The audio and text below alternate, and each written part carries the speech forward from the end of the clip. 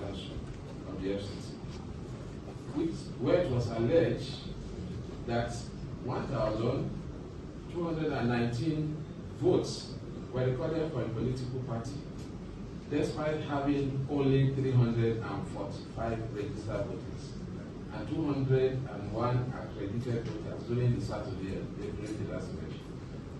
You are all aware of that result that was everywhere, viral on it. And when I saw it, I said, will it be that this safeguard we put on the papers did not work? And I checked the IRF, I found the result there. So if the result is on the IRF, that means the result has to be correct. So when we received complaint, the result went so viral. And I was confessed, I received several phone calls and media concern on it. I immediately summoned the FCT Supervisory Commissioner, the FCT Rep, and the FCT Administrative Secretary, and requested an investigation. After due investigation, it was found that the discrepancies in the reported results were due to an error by the presiding officer. While entering the score of the party, after sorting and counting the ballots, she recorded 122 for APC. On tallying everything, she noticed that there was an overshoot by one. I realized that the party scored 121 and not 122. So it was not possible, even if it is just one vote difference, it was not possible. She also corrected the figures in words. She then corrected, she cancelled the 2. When she discovered it was 121, she cancelled the 2 at the end of the slot and inserted 1 in front of the 2. So making 121, thinking that the 2 had been cancelled to make it 121. She also corrected the figures in words, just changing 122, the 2 to 1. It's very clear when you go to the area. At least we want to be transparent. Anywhere in the world you can accept our area. But we did not stop at that. We now had to look for the form PC8B that was used to collect. What figure was the score of the party? I was hoping that I would see 1,219, but behold, I saw 121. So that shows that it would not have gone through to area if it was 1,219 that they complained about.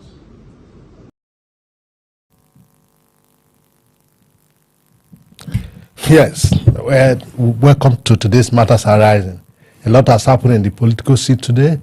We've seen what has just happened at INEC. The INEC chairman has just clarified a lot of issues as regards the FCT area council election that has just been conducted. We also seen some rec being appointed, especially for Bayelsa State. So what do you think that this clarification means to Nigeria? Well, for me, it's a good way. It's a good thing for that he has come out to speak to Nigerians about some issues that were raised about the last council election in Abuja. But my own partner concern is that he just picked just one of the numerous issues that came up to explain why the number went from. But he said that they've seen their mistake and they are going to, and they have done some investigation and they found out that it's human error and they are going to work assiduously to ensure this error doesn't repeat itself. And he also said that this would make them prepare more effectively for the 2027 general election. Should we, at this point, believe him, or we should still continue to doubt him, because Nigerians were very skeptical of his role because of his previous statement? See, Philip, now we are talking as Amupitan as a person. I'm talking as INEC as an institution. This is an institution that have conducted several elections, so the time for excuses has gone. You can give excuse in 1999 election, 2003 election. You can give the excuse, not today. You've had time. You are aware of this council election. You are aware of the challenges we had. Yet it still repeated itself again. You change. You created new. You said they created new polling units, and there were no voters' information, education. People went to vote. They couldn't vote because the way they used to vote has been moved to that place. They were not told. They were not informed.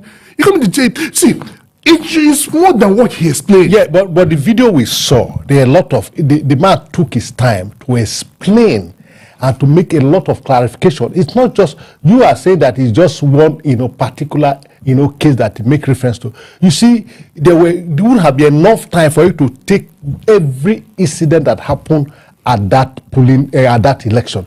But it's a good thing for me. I feel strongly that the man has come to say, look, we observed that there were a lot of human error. We are going to work, assiduously to ensure that this human error does not repeat itself, and we are going to put things in place to see that this error does not occur in the general election.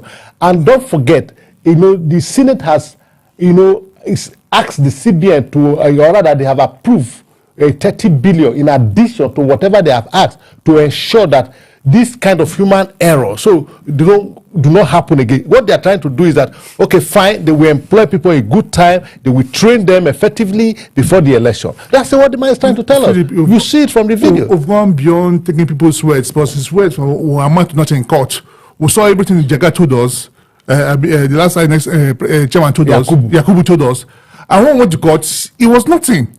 So their words is beyond their words. If it's not institutionalized, if they had come to tell us that going forward, I'm going somewhere. Yes. If they had come to tell us that going forward, the result will be snapped at the polling unit and applied to IRF, I can tell you those mutilations will stop. Yeah, those mutilations happen between voting units and collection center. You see, when you said Mahmoud Yakub made statement, and when we get to court, they do this. It is not of Yakubu. It is the court that decided not to use it. Because when you said rules and regulations is part of law, so you don't have to blame Yakub. Yakub has said that this is what the law empower INEC to do. And if INEC to fail to do that, the people have to hold INEC accountable. And the people decide to hold INEC accountable. But the court said, no, you can't hold INEC accountable for their rules and regulations. Will you blame the Yakub or INEC for that? No, it's the court that says so. No, I should. We should. Nigerians should hold them accountable. Nigerians spend so much on beavers and the rest. And we are told that this election will be Nigerians spend so much on beavers and the people who are elected to the National Assembly to make law. What kind of law do they make? People who elected, at least he is independent. He has a call to make. If you decided that those elections if you decided to put those elections at real time, nothing would happen. He is at his call. He has a call to make. And okay, how come he worked for Senate, he worked for House of Rep, he didn't work for the presidency? So we've gone beyond what they say. It should be law. He should have given us comfort.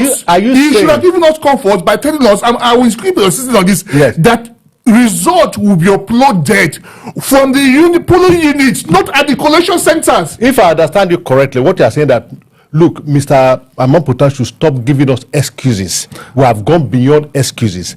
We should be seeing things in their practical form, because we have evolved from 1990 date. And if in 2026, INEC is still giving excuses as per human error, then we don't go anywhere. We are not making progress. Is that what you are saying? Yes, it is irritating that at this stage of our country, we are still doing these basic errors, which could be eliminated. Yes, National Assembly have done their own, which we do not accept. But INEC being independent, and Amupitan can make this work by doing this simple thing I'm saying from every polling unit, because beavers is what you use for accreditation. So you can still use that beaver to snap at the unit and upload. Don't take it to a collection center. Between that polling unit and collection center, a lot happens. That's why we'll keep seeing mutilated result sheets. Because they need to alter the result to favor whoever they want it to be favored. I don't know why you kept blaming INEC, but Akpabio, the Senate president, told you, and Ojuzo Kalu, your own senator, said that Nigeria had not advanced technologically to the point that we can do real-time, election transmission of result, and that is why they are combining transmission and manual. And now you are heaping the blame on INEC. INEC is telling you that, look, because of the law we have, we are doing both manual and electronics. So what happened in the Abuja area council election is human error. Is that manual side where we're trying to implement? Philip, you don't now getting it. See, they've sold this domain to us that we need internet to get this done. It's not true. The beavers they used to accreditate does have internet. What we are saying is simple. upload from, okay, this is what they uploaded from the conversation. What happened? Internet showed up. Upload from the polling unit. Every presiding officer at the polling unit, at the end of the result, counted, agent signed, snap, sent to RF. Don't carry it to a center. That's what I'm saying. Anyway, there are a lot of clarification. We are just on INEC clarifying the mutilated result, and the government has also come to clarify why ransom are being paid for adopted citizens. They deny it. Yeah. So what is on? What do you? How do you? You might say there's no smoke without fire. Yes. If you remember, I think it was last year when RFI came and told us that I think there's improvement in our security. There is none. Say government is paying these bandits for them to stay low, and they came out. They denied it. And remember what happened? Our Onanuga came out and said something when those children were kidnapped. Those school children were kidnapped. In Kebbi. That and Niger State. They've reached out to them, that they know them.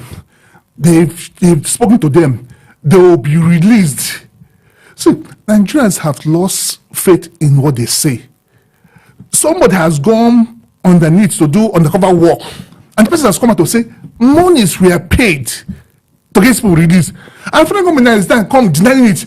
Give us, how did you happen? How come no casualty, no lives were lost, the bandits were not neutralized, and they willingly gave up these people? You know what surprises me is the one of Kwara State, the 39 worshippers that were kidnapped, and four were killed in the process of, they were in the church, observing their religious, right, and this kidnapper came and took them away, the bandit, and the federal government said they understand the language. That I think it was Onanuga that if they don't release, they know what will happen, and we do not hear anything about what happened to the terrorists. Is it that and somebody who did investigative journalism came out with the fact that federal government pay as much as $7 million to this bandit to release their adopted citizens, but they are saying that no, nothing like that happened. The question I'm asking here is that fine, you never paid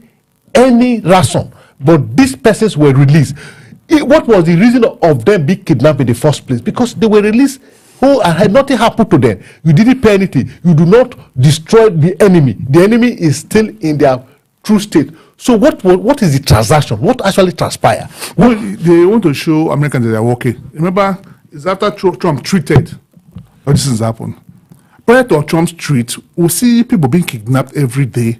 Federal government do nothing. Nothing is done by our security or operative. It was not the people reported. The media were so silent about it until Donald Trump said Nigeria is a country of particular interest. I'm good there. So these things started happening, and someone even said that, look, this rescue and all that you are saying is to enable federal government spend the security vote. I don't even spend something. So after the tweet, Trump gave the condition: handle these things or coming.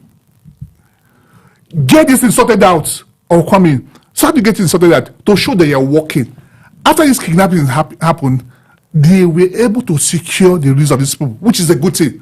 But Nigerians are asking, how were this release secured? Were the threat neutralized? Were money being paid for their release? After months, they come in and say no money was paid. They've not even answered the question. Yes. How were their release being secured? What prompted them to release them? That's why I asked the question. In the first place, they don't have any business to do if they came to kidnap these people. What was the reason? After kidnapping them, they released them. Who reached out to them? And how were they reached out to? With no ransom were paid. Yeah, that's somewhere. And this is a business. These people, they go into their business venture of kidnapping. Yes. They've spent money. Yes. So they they'll just come and and when the people were kidnapped, they were taken care of. Whether you like it or not, they will they spend days. See, they can do better by telling us the truth.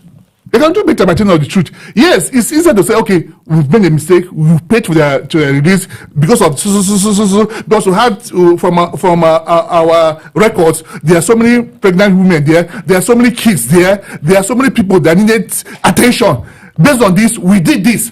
But come that flat, come and deny what is obvious. It is, for me, it's poor management of information. I think what has happened here is that we don't know, because we are not in government. We don't know the workings of government.